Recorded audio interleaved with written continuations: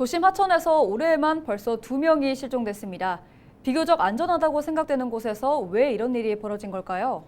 평소 우리에게 휴식처를 제공하지만 때로는 목숨을 위협하는 곳으로 돌변하기도 하는 이곳을 김한식 기자가 취재했습니다. 지난 7월 북구 학장천에서 60대 여성이 실종됐습니다. 하천 산책로를 걷던 중 갑자기 불어난 물에 휩쓸려 떠내려 간 겁니다. 사고 이후 재발 방지를 위해 진입로에 차단막이 설치됐지만 같은 사고가 되풀이됐습니다. 지난 20일 온천천 산책로를 걷던 한 여성이 급류에 휩쓸려 사라졌습니다. 잇따른 참변에도 일부 시민들은 도심 하천이 비교적 안전하다고 생각하고 있습니다. 아니, 안전하잖아요. 지금 걸어가는데. 물론 비가 많이 왔을 때는 여기 물이 좀 고이고 이런 게 있는데 전반적으로 한 8, 90%는 안전하다고.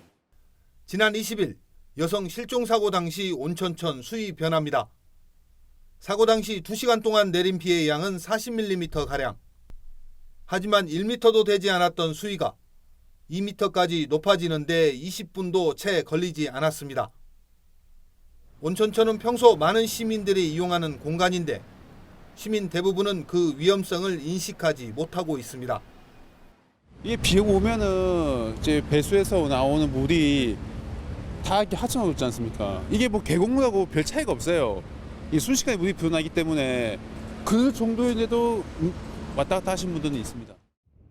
최근 이상기후로 단시간에 물폭탄이 쏟아지는 일이 잦아졌습니다. 여기에 빗물이 모이는 하천을 직선으로 만든 탓에 순식간에 수위가 올라가고 물살 또한 빨라집니다. 비가 올 때 하천 진입을 막기 위해 설치된 차단기가 제 역할을 하기 힘든 곳도 있습니다. 시내의 한 하천 진입로에 설치된 차단기는 성인 무릎을 겨우 넘을 정도로 낮습니다. 차단기를 무시하고 충분히 넘을 수 있는 겁니다. 또 차단기 운영 매뉴얼이 없어 각 지자체마다 임의로 운영하는 것으로 나타났습니다. 이 때문에 비 올 때 무리하게 진입할 경우 큰 사고로 이어질 수 있습니다. 기호 도시는 아스팔트 등으로 인해 불투수 면적이 높고 익숙한 하천 산책로라도 위험할 수 있다라는 경각심을 가지고 사전에 위험을 피하는 선택이 좀 필요합니다. 부산시에서는 올해 7월 이후 발생한 하천 고립 사고로 2명이 실종되고 3명이 구조됐다고 밝혔습니다. 시는 재발 방지를 위해 온천천과 학장천 등 주요 하천 3곳에 비상 대피용 사다리 38개를 설치할 계획입니다.